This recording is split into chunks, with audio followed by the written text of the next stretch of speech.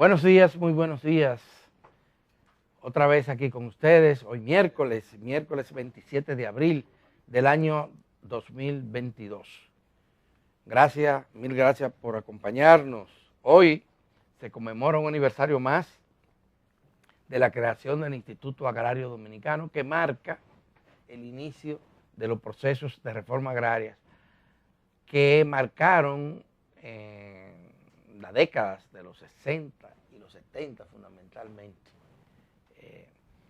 Se hicieron procesos interesantes en los 60 porque recuérdense que Trujillo, el dictador criminal, no solamente era eso, él también acumuló muchas, pero muchísimas riquezas. Había concentrado en sus manos y de su familia las tierras, que era uno de los principales recursos disponibles en la época, y una vez ajusticiado el tirano, pues el campesinado dominicano intentó recuperar parte de la tierra que le habían quitado en los años de dictadura. Y entonces se creó una convulsión social muy importante que fue, te digo, un poco limitada o enfrentada o silenciada, un poco minimizada en la sociedad dominicana por los temas políticos que predominaron también en la época. Todo el mundo quería heredar el poder, obtener un pedazo del poder, y esto pues terminó con la revuelta del año 1965. Y entonces era imposible hablar de reforma agraria en medio de las convulsiones sociales y políticas de toda época. Y hay una segunda etapa de la reforma agraria, que es en el 72, cuando Balaguer promulga o elabora el denominado Código Agrario. Y entonces comenzó a repartir tierras de esas que pertenecían al Estado o que estaban en manos particulares y no se estaban cultivando. Es un proceso bastante largo, Millicent, fue interesantísimo en la sociedad dominicana, y eran procesos además que se tendían a otros países.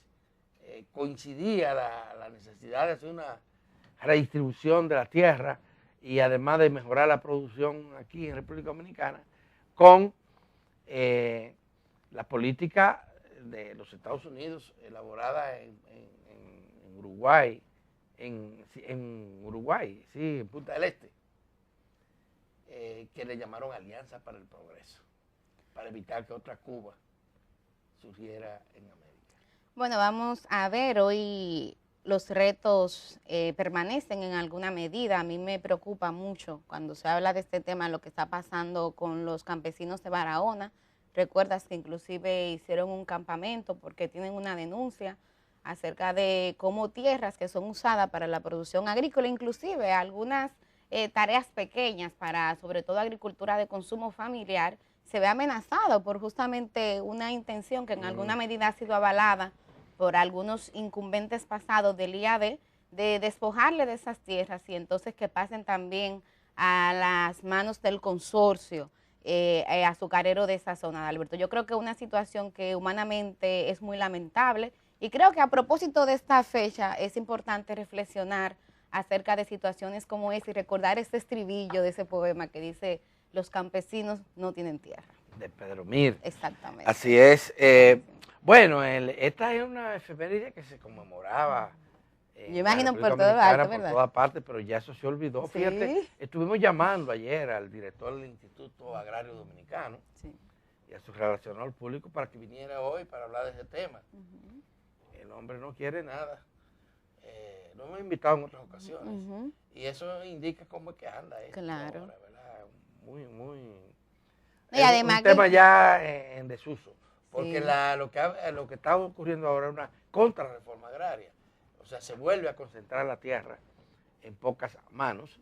El Estado dominicano, fíjense, ¿quién se iba a imaginar que en los años 70, cuando habían todas esas movilizaciones de campesinos y que Balaguer promulga su Código Agrario, íbamos a ver que la tierra del Consejo Estatal del Azúcar iban a ser entregadas, no a la reforma agraria, sino a 4 o 5 compañías muy grandes de la República Dominicana para producir monocultivos, exactamente, palo africana en un caso, cítrico en otro, caña de azúcar. Caña de azúcar. Bueno, algo que ya en en geografía pequeña como la nuestra no se concibe. Que tú dediques grandes extensiones de tierra a un monocultivo. Claro. Cuando hay tantas necesidades insatisfechas. Pero Millicent, hay muchos otros temas. Hay uno trágico. Ay, sí. Que fue lo de ayer en el Canal 6. Sí, el Canal del Sol, que está ubicado ahí en Naco, un incendio reportado en horas de la tarde. Las cifras oficiales hablan de por lo menos 2 personas fallecidas, entre ellas un señor de 77 años y un jovencito de 22, Adalberto, y al menos 4 heridos que están ingresados en la unidad de quemados del NEI Arias Lora. Estamos a la espera de los informes oficiales. Ayer el jefe de bomberos de aquí del distrito prometía hacer las pesquisas necesarias, pero todo parece indicar que hubo una explosión en 2 de los estudios, en el A y el B, y es muy lamentable porque la cantidad de muertos y heridos es preocupante. Bueno, podría ser un indicio. Uno de los muertos y que era herrero. Sí. Y entonces es probable que estuvieran usando electricidad para sellar alguna varilla, algunas cosas ahí. Bueno, es muy lamentable sí, lo que ocurrió ayer. Por otra parte, Millicent, una noticia positiva y es el acuerdo que hizo la ADP y el MINER. Sí, finalmente la ADP aceptó la propuesta del 10%. Recuerden que habían impedido inicialmente un 25%. Y el MINER le ofreció un 10%. Se lo estaba ofreciendo desde el primer día. Exactamente. Y ayer finalmente lo aceptaron. Ahora bien, hay un impasse ahí. Adivina cuál. Que si le pagan retroactivamente o no. Pero ya eso es menor, ya eso lo van a superar. Ahora, pero eso habla mucho de la mentalidad, Alberto. Porque, o sea, ya habíamos cuestionado la forma en que se estaba pidiendo este aumento, el que sobre todo se privilegiara una parte remunerativa, cuando aquí hay una deuda tan grande con la calidad educativa. Entonces ya cuando le doblan el pulso al Estado, a ustedes, a nosotros, y dicen que le van a aumentar 10%, cuando ya los maestros, Alberto, están en el sector profesional que mejor gana, en promedio, ¿verdad? Porque hay excepciones. Y entonces ahora también retroactivo, o sea, a partir de enero, comenzar a pagar ese aumento. Caramba. Bueno, miren, hay que decir que ciertamente hay muchos maestros con dificultades y eso se debe principalmente al endeudamiento que tienen. Ese es un tema que la ADP debe discutir. Sí. ¿Cómo resolver esto del profundo, el gran endeudamiento que tienen la inmensa mayoría de los profesores, gracias a que cuentan con una cooperativa que les presta, a veces ilimitadamente, y que además promueve el consumo de electrodomésticos, de automóviles, de viajes al interior, a zonas turísticas y al exterior. Todo esto descontándoselo a los sueldos de los maestros y las maestras. Y entonces esto llevaba a una situación bastante difícil de mucha gente que cobra muy poco porque todo se va para pagar intereses y capital de la deuda que contraen. Ese es un tema que los maestros y las maestras deben de discutir. Pero no es la población dominicana la que tiene que resolver ese problema, es un tema interno ahí. Claro. Y cuando vino aquí el presidente de la ADP, Eduardo, le dijimos educación financiera para los maestros, Adalberto, porque ven acá. Yo vi en el presidente de la ADP una actitud de rectificación, de reconocimiento, de que algo tenía que cambiar ahí. Y además esta decisión de ahora corresponde con un llamado que le estaba haciendo la sociedad al gremio, y eso es positivo, hay que ponderarlo, ¿verdad? Porque nadie quiere más conflicto en la educación, y sobre todo ahora que está terminando ya el año escolar, vamos muy avanzados en el año escolar, después de 2 años perdidos. Dígalo duro, enfatiza lo de perdido, porque eso fue así, lamentablemente. Millicent, ayer el presidente Luis Abinader sostuvo un encuentro con ejecutivos de medios de comunicación y productores y talentos de los canales de televisión. Un encuentro bastante interesante porque estamos hablando de una rueda de prensa, aunque las cámaras de los medios no fueron invitadas. Hasta los celulares se dejaron fuera. Sí, eso es normal ya, que pasa ahí en Palacio, cuando se reúne con el presidente. Pero el presidente Luis Abinader dio muestra ayer de su vocación democrática, por un lado. Recuérdate que nosotros tuvimos 2 presidentes que hablaban cuando ellos querían. Ya lo sabes. Y recuérdate también que el anterior a él fue un presidente que hizo cientos de visitas a comunidades y en las que se reunía con sus representativos en las denominadas Visita sorpresa, y nunca se permitió. La prensa independiente fue. Yo recuerdo que una vez aquí con un reportero de Telesistema hubo un problema porque se presentó y lo sacaron, al periodista y al camarógrafo lo sacaron. Oigan eso. Sí, definitivamente. Bueno, hubo una chica que trabajaba con nosotros, Tania Nivar, que se enteró porque su padre es un dirigente campesino. Sí. Y iban a visitar su comunidad y ella arrancó para allá con su cámara. Periodista al fin, ¿verdad? La sacaron. La sacaron, oigan eso. Definitivamente. Bueno, así era. Y qué bueno que ahora tengamos un presidente democrático que se somete, ¿verdad?, a cuestionamiento de la sociedad, porque los periodistas lo que somos intermediarios entre la sociedad y los gobiernos de turno. Y el presidente respondió muchas preguntas de esa batería de periodistas que estaban ahí, muchos de ellos muy veteranos. Bueno, estaba Uchi Lora. Ya tú sabes. Estaba Uchi Lora en ese grupo. Y respondió abiertamente, demostrando que además maneja, él está atento a su cartón. Maneja todas las áreas. Sí, porque se le preguntó de todo, de salud, de educación, de seguridad ciudadana, de policía, de economía, muchas preguntas de economía, ¿verdad?, de agricultura. Y todos los respondió. Y todo lo respondió con propiedad, o sea, tenía información. Pero ven acá, ¿y los ministros, Adalberto? Habían algunos que le ayudaban ahí. Claro. Pero le ayudaban cuando él daba el turno, digamos, en caso de industria y comercio que participó. El ministro de Salud no estaba, pero estaba... El del SNS. Sí, Mario Lama. Y también tuvo la oportunidad de responder a algunas de las inquietudes de los periodistas. Es bueno que estos encuentros se hagan porque el gobierno necesita rendir cuentas y es una manera de hacerlo.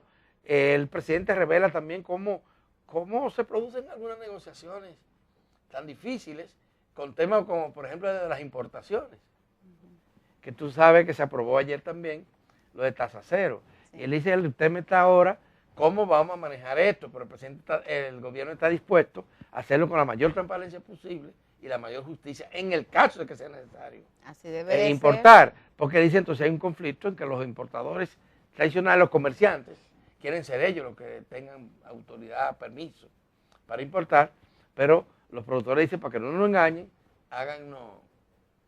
permítanos a nosotros hacer esas importaciones. Y los comerciantes acusan a los productores de que cuando le dan los permisos no importan nada en aras de la protección. De manera que ese es un tema interesante. Mira, yo quiero también celebrar esa actitud del presidente, porque tú hablabas del caso de Danilo Medina, que no compartía, no se exponía casi. Antes tuvimos a Leonel Fernández, que era muy de la escuela de reunirse, pero solamente con directores. Pero en el caso de Abinader hace las dos cosas, porque también a los reporteros y a las reporteras, él le suele exponer, hace ruedas de prensa constantemente, y eso es positivo. A mí lo único que me preocupa, Adalberto, es el nivel de centralización. O sea, yo no veo tantos voceros y voceras del gobierno y no sé hasta qué punto esto pudiera en un futuro incidir en un desgaste de la imagen del presidente. O sea, yo creo que es bueno que el presidente maneje todo, es bueno, eso da muestra de gerencia. Nosotros aquí lo sabemos porque cada vez que entrevistamos a un funcionario y le preguntamos si los gabinetes están funcionando, dicen que sí, que el presidente acude con cierta regularidad. Pero también es bueno que otros funcionarios y funcionarias se empoderen y dominen bien sus áreas, Adalberto. Definitivamente que sí, definitivamente que sí. Milicen, ayer se habló de reformas electorales. Pero fíjate qué cosa debe resolverse en ese tema. También se reunió ayer la mesa del diálogo para discutir el tema electoral. Pero también fue agendado el tema en el Congreso. Bueno. Entonces tienen que decidir ¿en cuál escenario que se va a discutir? ¿Dónde vamos a lograr un consenso? Definitivamente. Yo creo que la Junta metió la pata, aunque lo hizo tal vez para presionar a los partidos. Pero metió la pata al mandar el proyecto hacia allá porque no estaba agotado el diálogo, no estaba agotado para nada. Es que estaba preocupada, yo te lo he dicho, yo entiendo la Junta, porque que ya, Alberto, estamos en 2022, ya ahorita tenemos elecciones. Está preocupada y tiene toda la razón. Claro, pero si no se maneja con delicadeza con los partidos si no hay consenso, claro, va a tener problemas. Sí, ahora o durante el proceso electoral. Pero vamos a ver, Tiene que- de la reunión de ayer, las crónicas periodísticas que leí habla de que hay un consenso en la mayoría de los artículos, hay muchos artículos que ya están consensuados. Temas como la pre-campaña y el financiamiento son los temas sobre los que faltarían ahora acuerdos. poder lograr acuerdos. Pero sí, yo entiendo que el escenario ideal es el CES, porque para eso fue creado, y que una vez logrado ese consenso en el CES, era que tenía que ir al Congreso, pero como digo una cosa, digo la otra, y también entiendo que la Junta está buscando mecanismos para presionar. Sí, pero presionando se va a encontrar el lío que se encontró. Sí, que mira, ahora tenemos la discusión en los dos escenarios. Y el lío que se encontró cuando se le pararon en dos patas los partidos. Dice, oh, pero ven acá, Junta. Claro. Porque ¿quién es que domina el Congreso? Los partidos.